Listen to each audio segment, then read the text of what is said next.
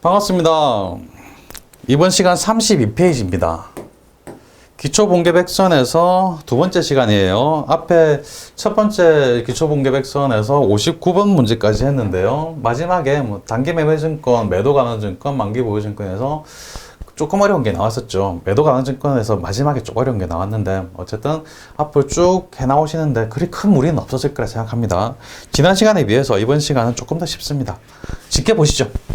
처음에 핵심 정리 나옵니다. 32페이지 위에 임차료와 임대료 한번 설명드린 적이 있습니다. 세입자가 지급하는 월세를 임차료라고 합니다. 지급하는 월세니까 일종의 비용이죠. 그 다음에 건물주가 받는 월세를 임대료라고 합니다. 받는 거니까 일종의 수익입니다. 그래서 월세, 같은 월세라도 주는 입장에서 받는 입장에서 서로 다르게 생각된다는 거죠. 보증금을 내는 경우도 있습니다. 보증금은 임차보증금, 세입자가 내는 보증금은 임차보증금인데요. 임차보증금은 나중에 몇 년 뒤에 나갈 때, 집 뺄 때 돌려받을 겁니다. 방 뺄 때 돌려받아요. 그래서 자산이에요. 그런데 임대보증금, 건물주가 받는 보증금을 임대보증금, 똑같은 보증금인데도 이것도 받을 때, 줄 때 다릅니다. 받는 보증금은 건물주 입장에서 보증금을 받으면 이거 나갈 때, 세입자가 나갈 때 줘야 돼요. 갚아야 될 돈입니다. 돈을 빌렸다고 보는 겁니다. 회계에서는 돈을 빌려낸 개념이에요. 그래서 부채입니다. 건물주 입장에서는 임대료, 보증금, 임대보증금 받으면 세입자로부터 돈을 빌렸다는 개념이에요. 그래서 갚아야 된다. 부채. 잘 구분하시기 바랍니다. 이거 의외로 많이 될 것입니다. 보증금이 자산인가 부채인가? 세입자 입장에서 나중에 받아갈 돈이니까 자산이네. 이거 세입자가 왜 건물주한테 돈을 빌려주는 거지? 빌려주는 거라는 겁니다. 회계에서는 그렇게 봅니다. 왜? 나중에 받아갈 거니까. 건물주 입장에서는 돈을 빌린 겁니다. 왜? 나중에 갚아야 될 거니까. 그렇죠? 그래서 임차보증금. 임차인 입장에서 임차보증금, 임대인, 건물주 입장에서 임대보증금. 임대보증금은 부채, 임차보증금은 자산. 문제 보겠습니다. 60번입니다. 사무실 임차료 3만원을 현금으로 지급했다. 현금 지급했으니까 현금은 대변으로 나가죠. 대변에 현금 3만원. 차변에는 임차료, 비용입니다. 임차료, 비용이니까 차변 3만원. 61번 사무실 임차료로 지급한 3만원 중 만원은 단기 임차료가 아니라 차기는 내년이죠. 단기는 올해, 차기 내년의 임차료다. 기말 결산 분계를 하시오. 3만원을 지급했는데 3만원 지급할 때 지급할 때 이렇게 분계했을 겁니다. 어떻게 분계했냐면 돈 지급했으니까 대변에 현금 3만원 그리고 차변에는 임차료 비용이니까 비용 차변 임차료 3만원 이렇게 지급할 때 분계를 했을 거예요. 그런데 기말 결산시 12월 31일 날 딱 생각해 보니까 3만원 전부 다 줄 게 아니고 2만원만 줬으면 되는 거네. 만원은 올해 게 아니라 내년 거구나. 그렇다면 미리 준 걸로 해가지고 올해의 비용이 아니다. 내년의 비용이다. 라는 거를 표시를 해줘야 됩니다. 그거를 이제 선급 비용이라고 해요. 선급 비용이라고 합니다. 선급 비용. 미리 준 비용이다. 선급 비용 만원. 대변에는 임차료 만원. 그래서 차변에 있던 임차료를 차변에 이렇게 비용은 원래 차변이니까 임차료를 이 중에 3만원 중에 만원을 감소시켜 주는 겁니다. 대변에 만원 감소시키면 그러면 올해 임차료가 3만원이 아니라 만원 감소된 2만원이구나 라는 걸 알아볼 수 있게 됩니다. 표시해 주는 거예요. 이거는 미리 준 비용이다 해서 선급비용. 선급비용이 일종의 자산이에요. 결산 파트 가서 자세하게 배울 겁니다. 이렇게 결산 분계를 하라고 그랬으니까 여기서는 이 분계를 하게 되는 겁니다. 선급비용. 62번 보겠습니다. 건물 임대료 5만원을 당좌예금으로 수취했다. 당좌예금으로 받은 이건 지금 건물주 입장이에요. 임대료 받았으니까 건물주 차변에 당좌예금 5만원. 대변에는 임대료 수익이죠. 5만원. 이렇게 분계를 하면 되는 거고요. 63번입니다. 건물 임대료 5만원 중 2만원은 단기 임대료가 아니라 차기 임대료다. 역시 기말 결산 분계를 하라고 합니다. 임대료 5만원을 받았네. 받을 때는 이렇게 분계했습니다. 받을 때는 당좌예금으로 받았으니까 위에 62번으로 분계한 거죠. 당좌예금 차변에 5만원 들어오고 전체 금액을 다 임대료 수익으로 적은 겁니다. 5만원. 그런데 이 중에 2만원은 이번에 받아야 될 게 아니라 다 차기 내년 거다. 너무 많이 받았네. 이것도 표시를 해줘야 됩니다. 올해의 수익을 정확하게 산정하기 위해서죠. 그래서 2만 원은 올해의 수익이 아니니까 올해의 수익에서 제외시킵니다. 수익은 원래 대변인데 차변에 써서 줄여줘요. 차변에 임대료. 임대료 2만 원. 이거는 선수 수익이라고 합니다. 선수 수익. 선수 수익 2만 원. 그래서 선수 수익은 미리 받은 돈이기 때문에 부채에 해당합니다. 부채이기 때문에 차변이고 미리 받았다 해가지고 장부에 이렇게 써주면 장부를 보고 아 이거는 5만 원을 받긴 했는데 2만 원은 올해 게 아니라 내년 거구나 라고 알아볼 수 있게 됩니다. 선수 수익 이렇게 쓰는 거죠. 넘어갑니다. 64번입니다. 64번 사무실 임차 보증금 50만 원과 월세 2만 원을 보통예금에서 이체했다. 보통예금에서 지급했으니까 대변의 보통예금 합해서 52만 원 지급하고요. 이 중에 50만 원은 임차 보증금입니다. 임차 보증금 50만 원. 이건 일종의 자산이죠. 나머지 2만 원은 임차료죠. 임차료. 비용이죠. 비용이니까 차변. 65번입니다. 건물 임대 보증금 20만 원을 보통예금으로 수취했다. 보통예금 수취하니까 차변의 보통예금 20만 원 수취했고요. 대변에는 임대보증금이죠. 임대보증금 20만 원. 그래서 건물주가 임대보증금을 받으면 이거는 일종의 부채다. 나중에 돌려줘야 되는 돈이다. 그런 거죠. 넘어갑니다. 34페이지입니다. 취득세와 재산세에 대해서 나옵니다. 취득세는 일종의 자산을 살 때, 취득할 때 지급하는 부대 비용이에요. 건물이나 토지를 부동산 같은 건물이나 토지를 살 때 취득세를 내지 않으면 살 수가 없어요. 왜? 법에서 그렇게 정해놨으니까. 법에서 세금을 내야 살 수 있도록 정해놨어요. 그래서 취득세를 내지 않으면 구입 자체가 불가능합니다. 필수적으로 지출돼야 되는 비용이기 때문에 이거는 자산 취득 시 부대 비용으로 분류가 됩니다. 취득 부대 비용이에요. 그래서 취득하는 자산의 자산 가액에 포함시켜서 합니다. 그래서 취득세는 따로 계정 과목을 쓰지 않아요. 그냥 건물을 취득한다. 그러면 건물 가액에 포함시켜 버립니다. 근데 재산세는 보유에 따른 세금이에요. 그래서 취득하고는 전혀 상관이 없어요. 보유함으로 인해서 내는 세금입니다. 그래서 이거를 세금과 원가, 일종의 비용으로 처리를 합니다.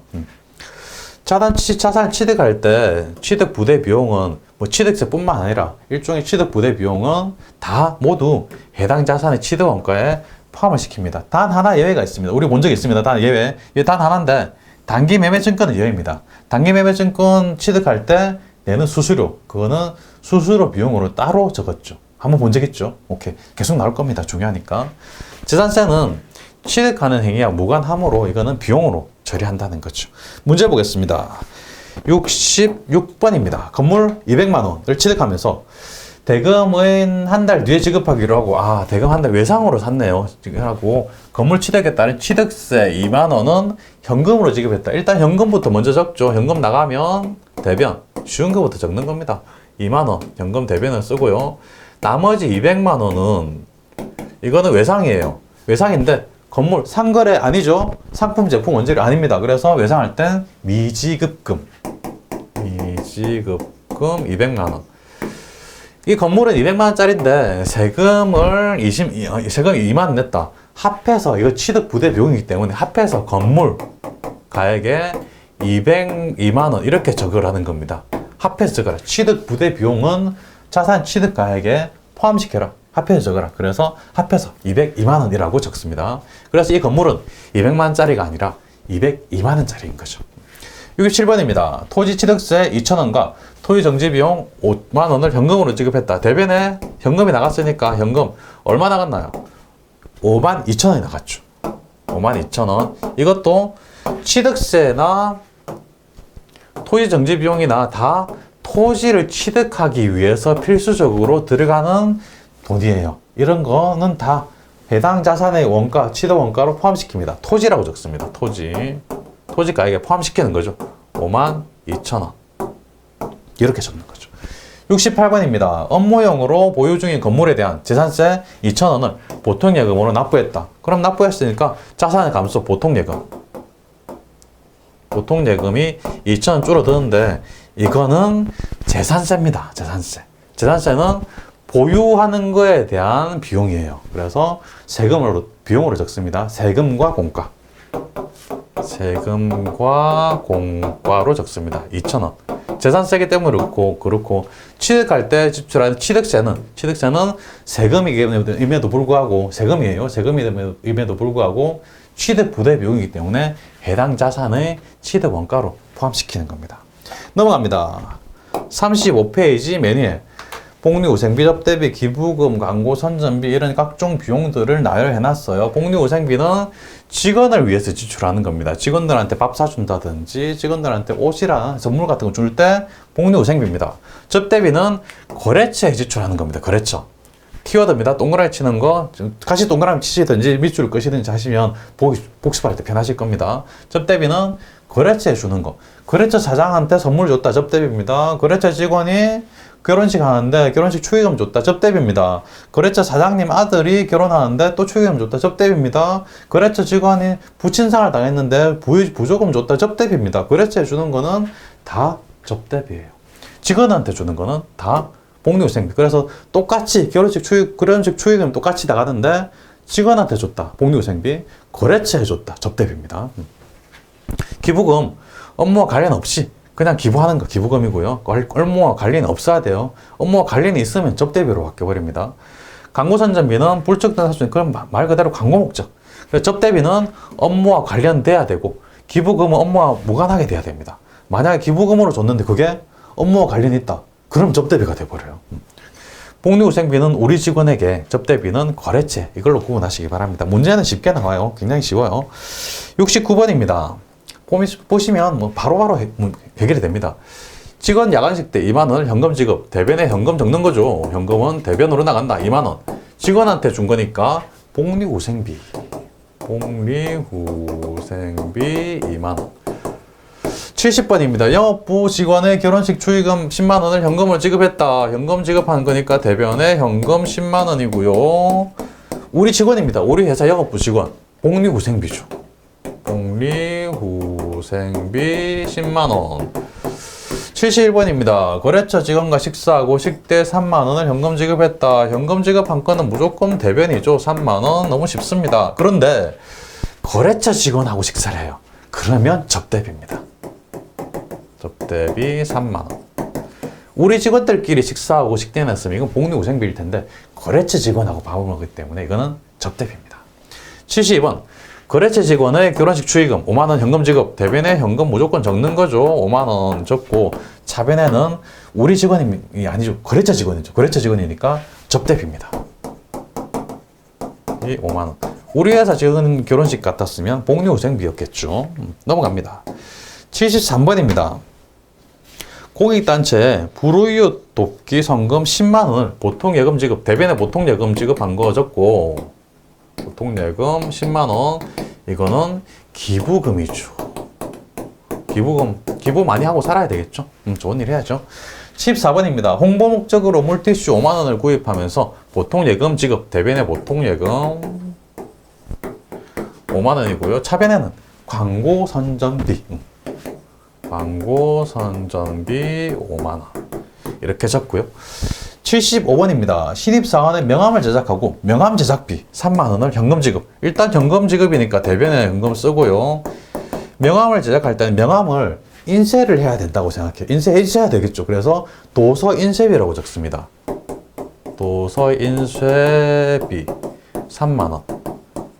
도서 인쇄비가 뭐냐면 책 샀을 때, 신문 구독할 때, 잡지 구독할 때 이럴 때 명함 인쇄할 때 다 합해서 도서 인쇄비라는 계정 과목을 사용해요. 도서는 책, 잡지, 신문, 인쇄는 명함 인쇄 이런 거 비용입니다. 도서 인쇄비. 76번입니다. 직원 자기개발용 서적을 15만 원에 구입하고 보통예금 지급, 대변에 보통예금 15만 원 지급하고요. 책을 샀기 때문에 뭐 직원 자기개발용이든 뭐든 상관없이 책을 샀으면 도서 인쇄비입니다. 차변에 도서 인쇄비 15만 원. 그렇죠? 넘어갑니다. 37페이지입니다. 자본적 지출과 수익적 지출. 조금 고급스러운 단어가 나와요. 지출은 했는데 자본적 지출인지 수익적 지출인지, 이거는 일종의 유형자산, 뭐 건물이라든지 기계장치라든지 이런 유형자산에 지출한 돈을 말하는데요. 좀 비싸게 큰 금액으로 지출하면 자본적 지출이 됩니다. 싼 지출은 수익적 지출. 보시면 개념은 이렇습니다. 중요합니다. 자산의 가치 증진, 수명 연장, 굉장히 거창한 이야기죠. 이런 게 들어가면 자본적 지출이고요.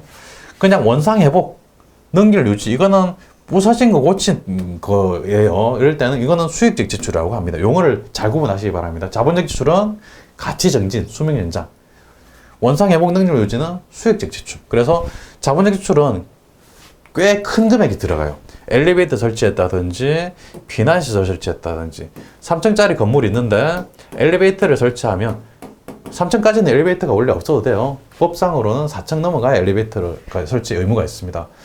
3층까지인데 엘리베이터를 설치했다 그러면 건물 가격이 확 뛰어요. 엘리베이터 있는 건물은 확 뜁니다. 굉장히 비싸기 때문이죠. 비난시설 마찬가지입니다. 이런 비싼 거를 설치했다 그러면 건물 가격이 확 뛰죠. 또는 어떤 뭐 철골 콘크리트를 이렇게 입혀가지고 수명을 연장시켰다. 더 오래 쓸 수 있겠다. 그러면 또 수명 연장, 자본적 지출입니다. 왠지 굉장히 비싸요. 수익적 지출은 말 그대로 원상회복, 유리 깨진 거 대체했다든지 고장난 거 수리했다든지, 뒤에 하나 시험에 잘 나오는 게 도장. 도장이 그 찍는 도장 말하는 게 아니고 페인트 칠한 겁니다. 페인트 칠. 벽에 페인트 칠했다, 도장했다, 페인트 칠했다. 그것도 이제 원상회복이니까 수익적 지출인 겁니다. 그래서 자본적 지출이 일어나면 해당 자산의 원가로 표시합니다. 건물의 자본적 지출이다 그러면 건물로 씁니다. 또는 기계장치의 자본적 지출을 그럼 기계장치로 써요. 근데 수익적 지출은 다 똑같이 수선비로 씁니다. 수선, 일종의 비용으로 쓰는 거고, 이거는 그냥 단순히 수선했으니까, 수리했으니까 수선비로 쓰는 겁니다. 문제 보겠습니다. 77번입니다. 건물 비난시설 설치비 자본적 지출이라고 해요. 5만 원을 보통예금 지급했다. 그럼 대변에 보통예금, 쉬운 거부터 보통예금 5만 원. 5만 원이 큰 돈인지 아닌 돈인지는 우리는 판단할 수 없습니다. 사람에 따라 다른 거니까. 이거는 수익적 지출인지 자본적 지출인지 문제에서 주어지는 걸로 판단하는 겁니다. 이건 자본적 지출이라고 했으니까 이거는 건물로 씁니다. 그냥 건물. 건물 가액을 5만 원 증가시키는 거예요. 78번. 제품 제조용 기계장치 성능 개선, 성능 개선을 위해 10만 원 당좌예금에서 지급했는데요. 이로 인해서 기계 가치가 높아지고 수명 연장, 이거는 자본적 지출이죠. 일단 당좌예금 지출했으니까 대변에 당좌예금 10만 원, 차변에는 기계장치 자본적 지출이기 때문에 기계장치 장치 10만 원 이렇게 쓰는 거죠. 자본적 지출이라는 말은 시사 잡지라든지 신문 같은데 자주 등장하는 이야기예요. 그래서 상식을 넓힌다는 생각으로 이해를 하시면 좋겠습니다. 자본적 지출 그러면 해당 자산의 가치 증진, 수명 연장. 오케이. 79. 유리파손입니다. 새 유리 대체. 유리파손 단순히 그냥 수리한 거죠. 수선비입니다. 대변에 현금 지출 5,000원. 이거는 차변에 수선비 5,000원. 80번입니다. 건물이 노후화되어 외벽에 페인트칠, 어려운 말로 도장했다라고 하죠. 페인트칠을 하고 3만 원을 보통예금 지급, 대변에 보통예금 3만 원, 차변에 역시 수익적 수선비입니다. 수선비 3만 원. 도장했다, 그냥 페인트칠했다 하고 하면 될 걸 굳이 왜 한자로 이상한 말로 도장했다라고 하십니까? 제가 꼰대라서 그런 게 아니고요. 저 꼰대 아닙니다. 저 쿨한 사람이에요. 이게 도장이라는 말이 법진에 나오기 때문에 어쩔 수 없이 쓰는 거예요. 꼰대 아닙니다. 저 꼰대라고 보지 마시고 그냥 조금이라도 더 법전에 나오는 용어 좀 익숙하게 만들어 드리기 위해서 도장했다는 말을 계속 쓰는 겁니다. 저도 뭐 어려운 한자 별로 안 좋아해요. 넘어갑니다. 오케이. 그 다음에 38페이지 위에 핵심 정리 나옵니다. 조금 어려운 말이 이제 나와요. 주식과 관련된, 자본과 관련된 말이 나오면 좀 피부에 와닿지 않기 때문에 조금 어렵게 느껴지는데, 역시 어렵게 느껴지는 이유가 용어가 익숙하지 않아서 그렇습니다. 용어를 익숙하게 만드는 방법, 감을 키우는 방법인데요. 가장 좋은 방법이 반복해서 보는 겁니다. 계속 반복해서 보시면 쉬워져 있어요. 어느새 쉬워져 있어요. 그러니까 아무 생각 없이 공부를 하겠다는 마음을 먹으셨으면 아무 생각 없이 그냥 그때그때 쉬엄쉬엄 할 때 계속 책장을 넘기면서 읽어보시는 게 가장 좋은 방법입니다. 암기하는 것도 좋지만 암기하는 거는 노력과 시간이 너무 많이 걸려요. 계속 반복해서 보다가 나중에 결정적일 때 시간이 지나서 결정적일 때 암기하시면 금방 암기가 됩니다. 익숙해져 있을 때. 그때. 공부는 그렇게 하는 겁니다. 머리 좋은 분들은, 암기력이 뛰어나신 분들은 보고 그냥 바로바로 암기를 하십니다. 근데 저는 머리가 별로 안 좋았어요. 머리가 별로 안 좋고 공부도 잘 못했어요. 그러니까 어떻게 해야 공부를 잘할 수 있을까? 세무사 시험 합격해야 되는데 어떻게 합격하지? 결국 찾아낸 방법이, 저같이 머리 나쁜 사람은 자꾸 계속 반복적으로 보다가 나중에 익숙해졌을 때 암기하면 암기도 잘 되고 이해도 잘 된다는 거죠. 그래서 왜 이해 안 될까? 왜 못 외울까? 나는 돌덩어리구나. 나 같은 돌덩어리는 공부하면 안 되겠구나 라는 생각을 전혀 하지 마시고 누구나 할 수 있습니다. 익숙해질 때까지 천천히 계속 반복해서 보시는 겁니다. 그러면 결국은 나중에 머리 좋은 사람이랑 똑같아져 있어요. 결과는 똑같습니다. 근데 시간이 더 걸리는 것도 아니에요. 진짜로 머리 좋은 사람은 바로바로 입력이 됩니다만은 그렇지 않다면 천천히 반복해서 부담 없이 보시기 바랍니다. 주식을 발행할 때는 액면 그대로 발행할 수도 있고 할증 비싸게 발행할 수도 있고 할인 싸게 발행할 수도 있습니다. 액면 발행이라는 거는 액면 금액과 동일하게 발행, 그래서 액면 금액하고 발행 가액하고 동일한 걸 액면 발행이라고 해요. 주식은 회사가 굉장히 잘 되면 주식 가치가 높아지죠. 그래서 비싸게 발행할 수 있습니다. 할증 발행이고요. 회사가 너무 안 돼가지고 주가가 떨어진다. 그러면 아무도 안 사요. 싸게 발행해야 삽니다. 그래서 할인 발행이라고 하고요. 액면 그대로 발행할 수도 있는 그걸 액면 발행이라고 하죠. 이게 액면 금액과 할인 발행 가액이 똑같다. 이게 액면 발행이고요. 할증 발행은 액면 금액보다 비싸게 발행한다. 회사가 너무 잘 돼가지고 사람들이 많이 찾는다. 그러면 주가가 높아지죠. 그러면 할증 비싸게 발행합니다. 발행 가액이 더 높아요. 근데 회사가 안 돼가지고 사업이 안 돼서 아무도 우리 회사 주식 안 산다. 그러면 싸게 발행해야 사죠. 할인 발행입니다. 그래서 발행 가액이 작습니다. 이걸 할인 발행이라고 해요. 할증 발행할 때는 액면 가액 차이를 주식 발행 초과금이라고 합니다. 비싸게 발행하니까 비싸게 발행한 만큼 초과해서 발행한다. 주식 발행 초과금이라고 하고요. 할인 발행할 때는 싸게 발행해야 되니까 주식 할인 발행 자금이라고 해요. 싸게 발행한 만큼 할인 발행 자금이라고 해요. 문제 풀어보겠습니다. 81번 문제입니다. 81번. 액면 5,000원짜리 주식 20주를 주당 5,000원에 발행하면서 보통예금 받았다. 보통예금 받았으니까 차변에 보통예금이라고 쓰는 거고요. 얼마를 받았나요? 5,000원에 발행해서 20주다. 곱해주면 주당 5,000원 20주 2, 5, 10. 100만 원이죠. 100만 원. 차변에 10만 원이네요. 죄송합니다. 곱하기를 잘 못해요. 곱하기를 잘 못한다기보다는 암산이 잘 안 돼요. 암산. 그래서 제가 머리가 나쁘다고 했잖아요. 암산 시험 칠 때나 이럴 때 절대 암산하는 습관 들이시면 좀 곤란합니다. 계산기 두드려 보셔야 돼요. 본인의 머리를 너무 믿으면 안 돼요. 계산기 이렇게 생긴 계산기 너무 작은 거 사시면 누르기가 나는 손가락이 작아서 작은 것도 잘 쓰는데요. 보통 여고생들이 그런 말 많이 해요. 근데 나는 손가락이 작은 분들 많으니까 결국은 이런 걸로 바꾸십니다. 돈 이중으로 들이지 마시고요. 자꾸 이쁜 거 살 생각하지 마시고 넓적하고 이런 거 사서 쓰시는 게 가장 좋습니다. 너무 큰 거는 또 갖고 다니도 불편하고 너무 크니까 또 이렇게 손가락도 많이 움직여야 되니까 딱 이만한 거, 보통 사람 손바닥만한 거, 이 정도 되는 거 10,000원에서 20,000원 사이 하죠. 딱 이런 거 사시기 바랍니다. 절대 작은 거 사지 마시고 이런 거 보시면 5,000원 곱하기 20주 5,000원 곱하기 20만 원, 10만 원 맞네요. 100만 원이 아니라 10만 원. 보통 예금 10만 원 들어오고 이게 우리 회사에서 주식을 발행하면 주식을 발행한 만큼 자본금이 증가합니다. 자본금을 증가시키기 위해서 주식을 발행하는 거예요. 자본은 대변에 오죠. 자본금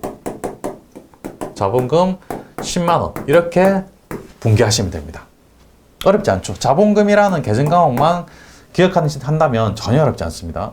82번입니다. 액면 5,000원짜리 주식 20주를 주당 6,000원 비싸게 발행했네요. 할증 발행입니다. 일단 현금 수취한 것만 따져보면 차변에 현금 6,000원인데 20주 2, 6, 12, 12만 원 받은 겁니다. 현금 12만 원 받았고요.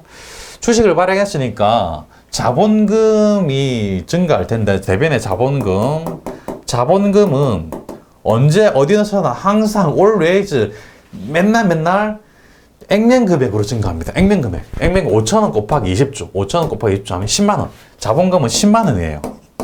그럼 나머지 2만원은 이거는 주식을 비싸게 발행한 거니까 주식 발행 초과금.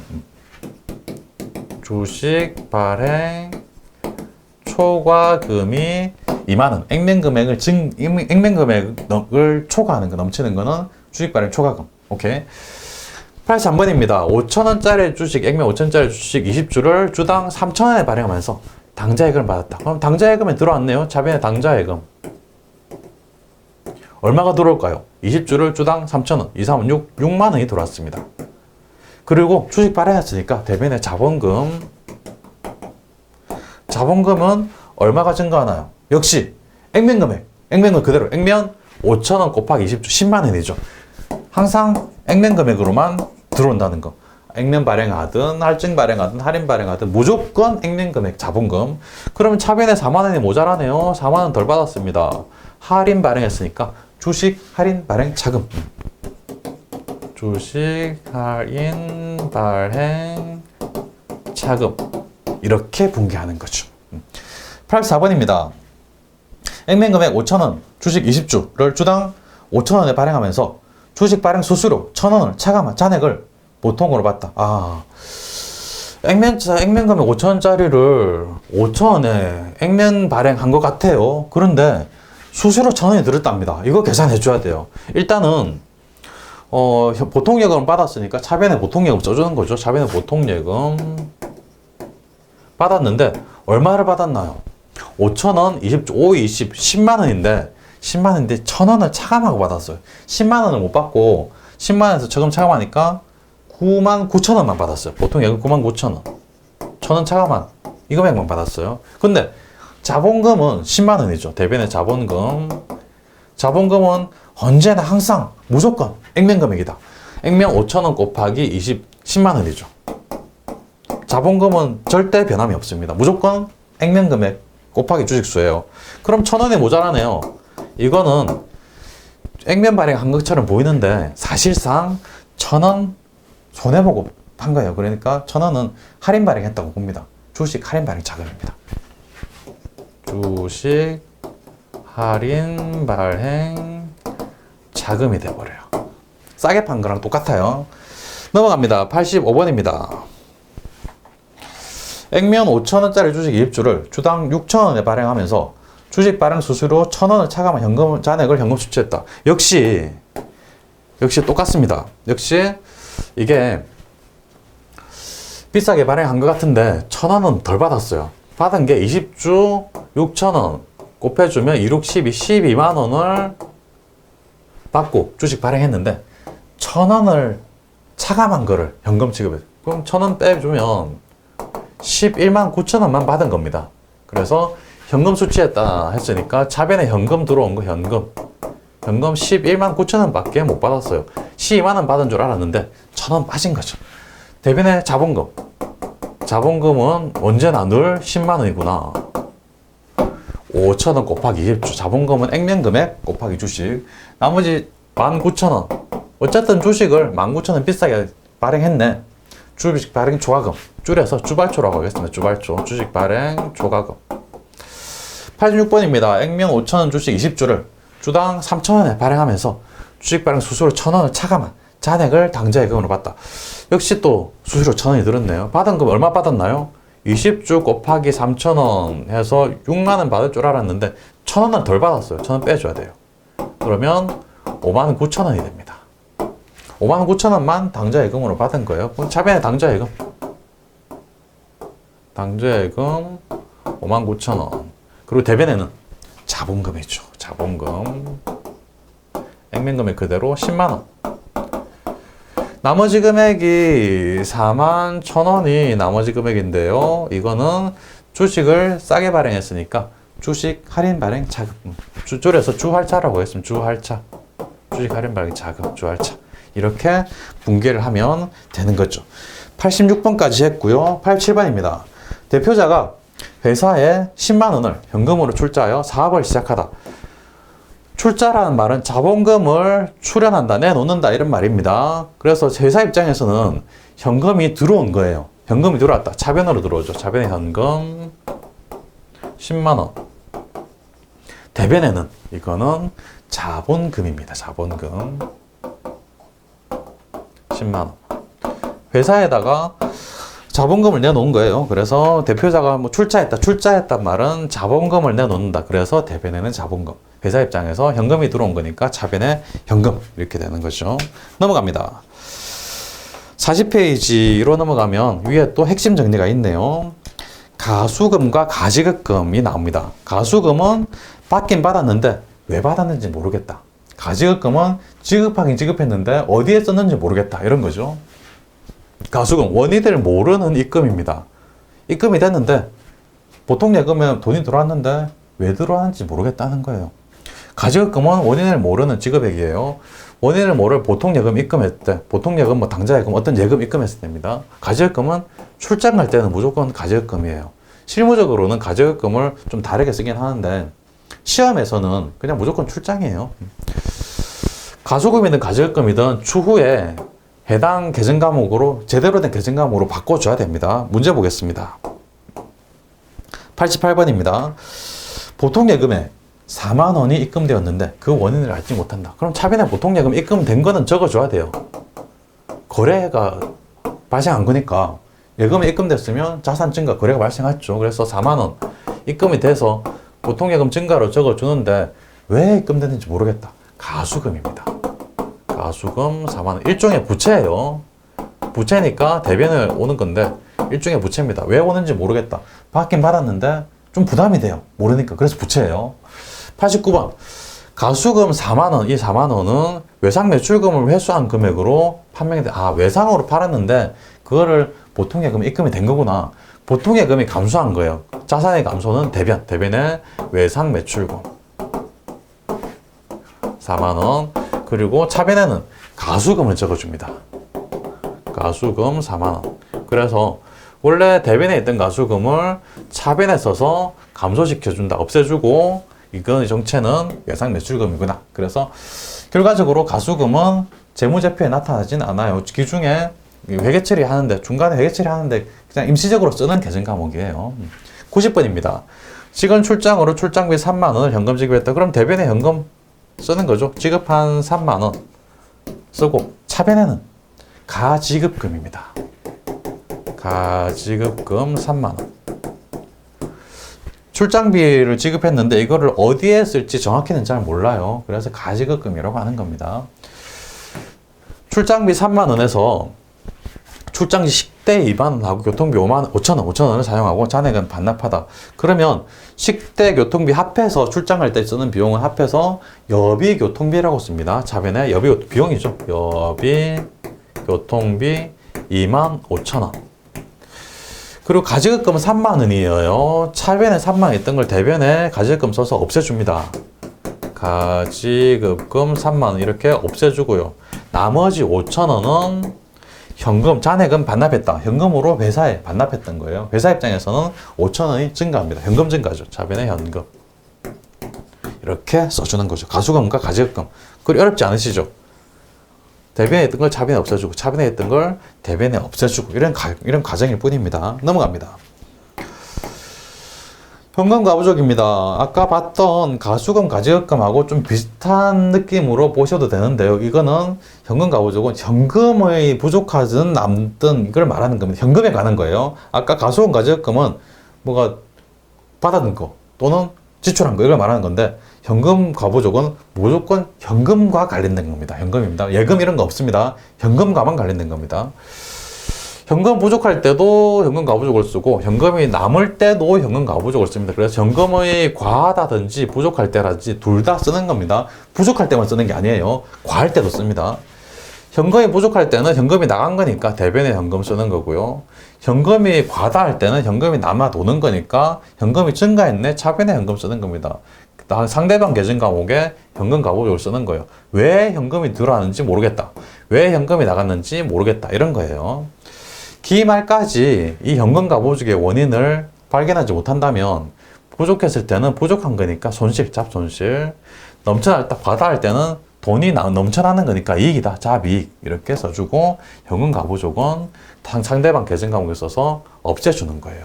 현금 가부족은 그래서 이건 뭐 자산도 아니고 부채도 아니고 수익도 아니고 비용도 아닙니다. 이거는 역시 그래서 재무상태표에 표시되면 안 되고 임시로만 쓰는 계정 과목이에요. 실제 현금과 장부상 현금의 차이가 나는 경우에 임시적으로 현금 가부족 계정을 사용해요. 현금 가부족은 추후에 정확한 계정 과목으로 대체해야 됩니다. 그 원인을 밝게 넣어 대체해야 되는데 기말 결산일까지 원인을 찾지 못하는 경우에는 잡이익, 현금이 남을 때는 잡이익, 현금이 모자랄 때는 잡손실로 대체를 해줘야 된다는 겁니다. 왜? 재무상태표에 나타나면 안 되니까. 문제를 보시면 조금 더 쉽게 이해가 되십니다. 92번입니다. 현금 실제 잔액이 장부상 잔액보다 8만 원이 더 많다. 그러면 실제가 장부보다 더 많으니까 현금이 어디선가 모르게 들어왔겠네. 현금 증가. 자변에 현금 8만 원. 그런데 원인을 모르겠다. 현금 과부족입니다.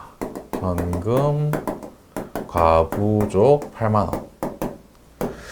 93번입니다. 대변에 있던 현금 과부족 8만 원 중에 5만 원은 외상 매출금 회수한 것을 현금이 이렇게 8만 원이 남았었는데 그 중에 5만 원은 외상 매출금 회수다.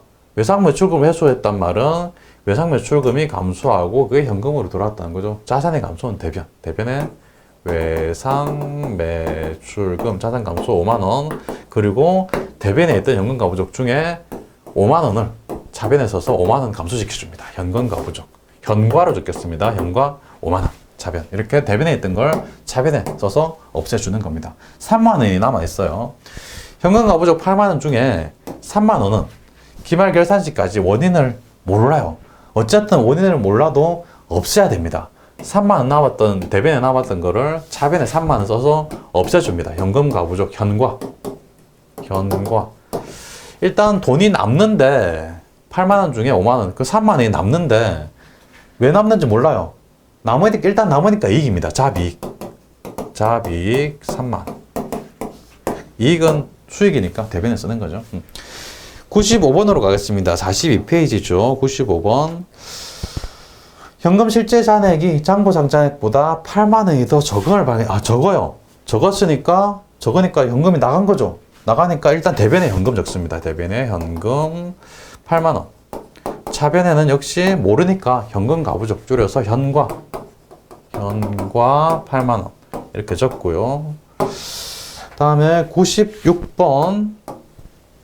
차변에 있던 현금 가부족 8만 원, 차변에 현과 8만 원 이렇게 있었죠. 대변에 현금 나간 거 8만 이렇게 분개가 되어 있었습니다. 이렇게 있었는데 차변에 있던 현금 가부족 8만 원 중 5만 원은 직원들의 회식 비용을 현금으로 지출한 것으로 밝혔다. 5만 원은 정체를 밝혔네요. 그러면 차변에 있던 8만 원 중에 5만 원을 대변에 써서 없애주는 거죠. 대변에 현과 5만 원. 이 5만 원은 직원 회식 비용, 직원을 위해 지출했으니까 복리후생비. 복리후생비 차변에 복리후생비 비용 차변에 써주는 거죠. 그 다음에 현금 가부족 8만 원 중 3만 원은 기말 결산시까지 원인을 밝히지 못했어요. 어쨌든 원인을 밝히든 안 밝히든 없애줘야 됩니다. 8만 원 중에 5만 원 없앴고 나머지 3만 원은 또 모두 없애줘야 돼요. 기말 결산 12월 31일입니다. 현과 대변에 써서 없애주고 이 3만 원은 원인을 모르겠다. 돈이 나가긴 했는데 왜 나가는지 모르겠다. 손실은 손실입니다. 그래서 잡손실.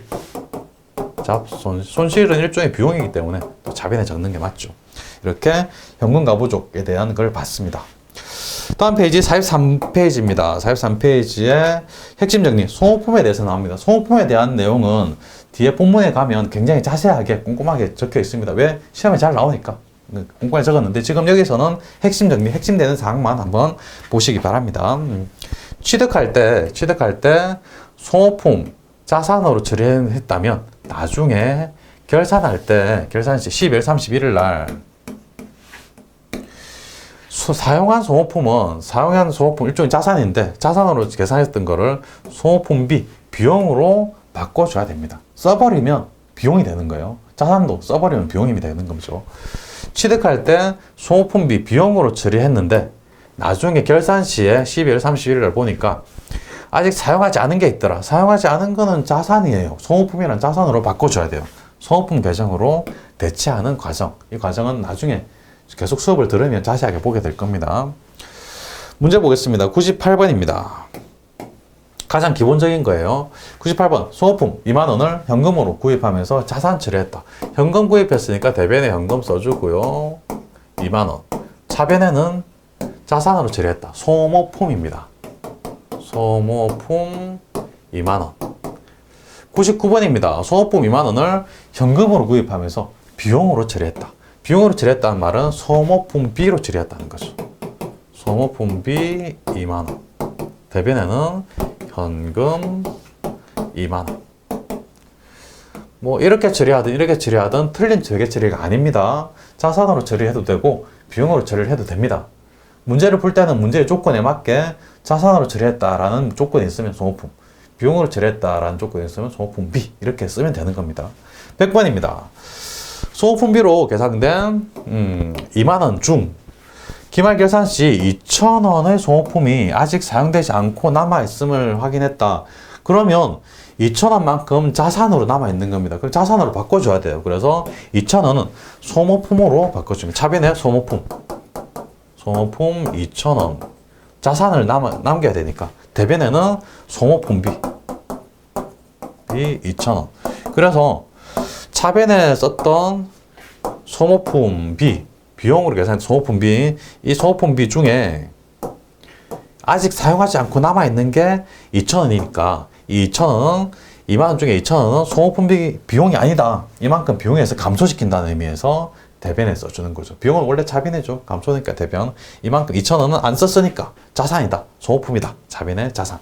이렇게 써주는 겁니다. 역시 이 파트는 나중에 본론에 가서 좀 더 자세하게 깊이 있게 다루게 될 겁니다. 여기까지 기초 분계 백선을 봤는데요. 역시 전체적으로 쉬운 것도 있고 조금 어려운 것도 있었습니다. 그런데 어쨌든 이해가 되든 안 되든 한번 들으셨으니까 복습을 한번 해보시고, 복습 안 하면 안 돼요. 계속 복습하시기 바랍니다. 복습해보시고, 그리고 또 본론으로 들어가면 훨씬 더 쉽게 받아들일 수 있을 겁니다. 강의 들으시면서 1.2배속, 1.5배속 이렇게 빠르게 들으신 분들 계시죠? 별로 그거 좋지 않습니다. 그거 해봐야 시간 크게 다르지 않아요. 그러니까 정속으로 들으시는 걸 추천드리고요. 진짜 시간이 없는 분들만 1.2배속 정도까지만 들으시고요. 가능하면 정속으로 들으시기 바랍니다. 여기까지 하겠습니다. 수고하셨습니다.